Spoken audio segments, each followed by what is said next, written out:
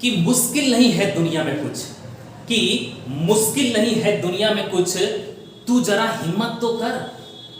कि मुश्किल नहीं है दुनिया में कुछ, तू जरा हिम्मत तो कर। ख्वाब बदलेंगे हकीकत में, तू जरा कोशिश तो कर। नमस्कार दोस्तों, गुड मॉर्निंग, जय हिंद, वंदे मातरम। मैं हूं आपका दोस्त उमेश कुमार, लेकर के हाजिर हूं आपके फेवरेट चैनल वेट फिजिक्स हजारीबाग के यूट्यूब चैनल पे। दोस्तों, अगर आप 12th क्लास में हो तो आप जानते ही होंगे कि रजिस्टर्स एक बहुत ही इंपॉर्टेंट रोल प्ले करता है, एक बहुत महत्वपूर्ण टॉपिक हुआ करता है। तो आज मैं आपके 12th के क्लास के लिए एक बहुत ही महत्वपूर्ण टॉपिक लेके आया हूं कि अगर रजिस्टर्स अगर सीरीज कॉम्बिनेशन में, कैसे है वो, सीरीज कॉम्बिनेशन में है, तो उसका इक्विवेलेंट रेजिस्टेंस हम कैसे फाइंड करेंगे। तो चलिए हम देखते हैं। जैसा कि फिगर में आप देख पा रहे हो कि यहाँ पे 3 रेजिस्टर्स लगे हुए हैं। कितने रेजिस्टर्स हैं? 3 रेजिस्टर्स। पहला R1, दूसरा R2 और तीसरा क्या है? R3 है। ये तीनों सीरीज में है। तीनों क्या है? सीरीज में है। और ये तीनों को एक एक्सटर्नल सोर्स V, जिसका पोटेंशियल डिफरेंस क्या है? V से जोड़ा गया है।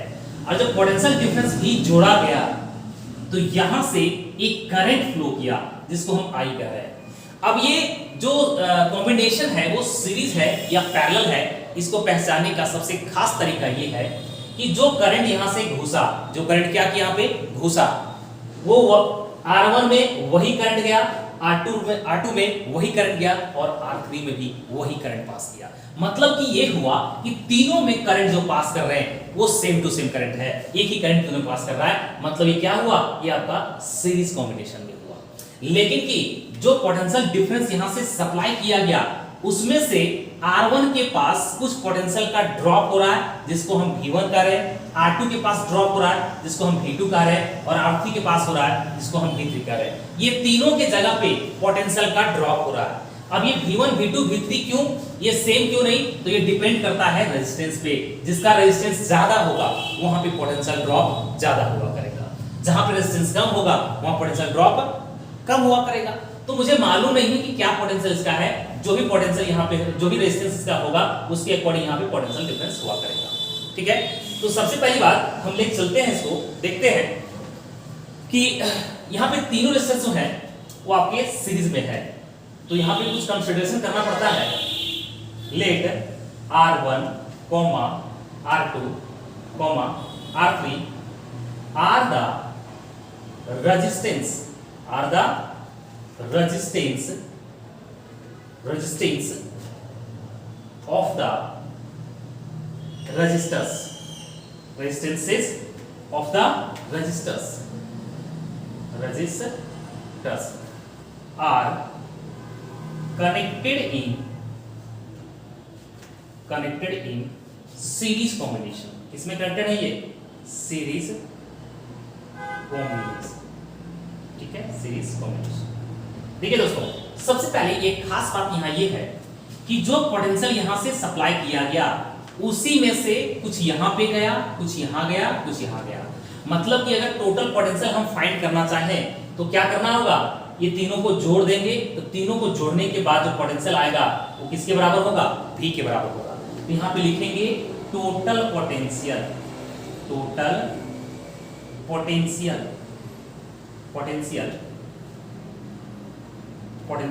drop across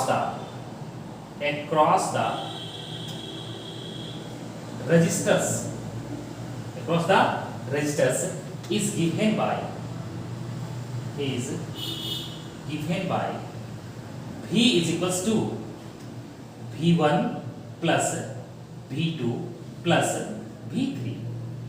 ठीक है, और जैसा कि हम जानते हैं कि अगर ओम्स लॉ, इसको इक्वेशन 1 लिख देते हैं हम, ये तीनों को जोड़ेंगे तो कितना आएगा? ये V आएगा।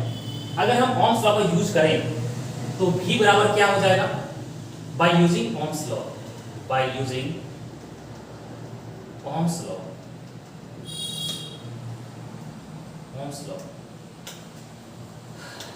V इक्वल्स टू IR होता है। क्या होता है? V equals to IR।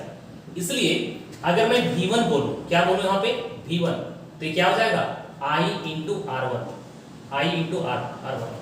V2 क्या हो जाएगा जी, देख लो एकदम शानदार सा है, ये मक्खन की तरह मैं बता रहा हूं आप लोगों को। V2 क्या होगा, IR2, ये IR2 होगा, और V3 जो होगा आपका वो क्या होगा, IR3।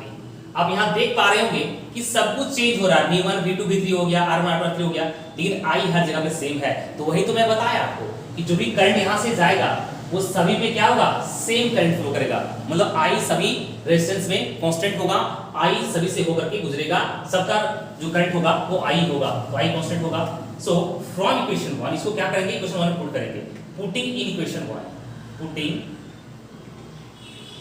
इन इक्वेशन 1 क्या करेंगे, इसको पुट करेंगे हम, तो V इक्वल्स टू, जहां पे V1 है वहां क्या पुट कर देंगे, IR1, क्या पुट करेंगे जी, IR1, जहां V2 है क्या पुट करेंगे, IR2, और जहां V3 है वहां क्या पुट करेंगे, IR3। ठीक है, ये हमारा हो गया इक्वेशन सेकंड। हम सपोज करते हैं कि ये तीनों कॉम्बिनेशन एक रिजल्टेंट इफेक्ट देता है, एक सिंगल इफेक्ट देता है, जिसका रेजिस्टेंस R है, पोटेंशियल डिफरेंस V है, और करंट I फ्लो कर रहा है। तो हम क्या कर सकते हैं कि V इक्वल्स टू क्या हो जाएगा, वो IR, इसके लिए V इक्वल्स टू IR। तो अगर इसको यहां पे पुट करें, इस इक्वेशन को बोल देंगे हम थर्ड। ठीक है, सो फ्रॉम इक्वेशन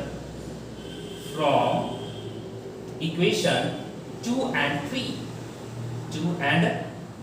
3 क्या देख पा रहे हैं हम लोग कि V इक्वल्स टू इतना है, और V बराबर क्या लिख सकते हैं हम लोग, IR। V बराबर क्या लिख सकते हैं हम लोग, IR लिख सकते हैं ना।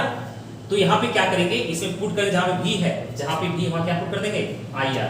तो ये आपका IR हो गया, इक्वल्स टू, इधर तो वही है IR1 plus IR2 plus IR3, right. अगर यहां से हम I को कॉमन ले लें तो यहां क्या बच जाएगा, R बचेगा, इक्वल्स टू I को यहां भी कॉमन लेंगे तो इधर बच जाएगा R1, इधर बचेगा R2, और इधर बच जाएगा R3।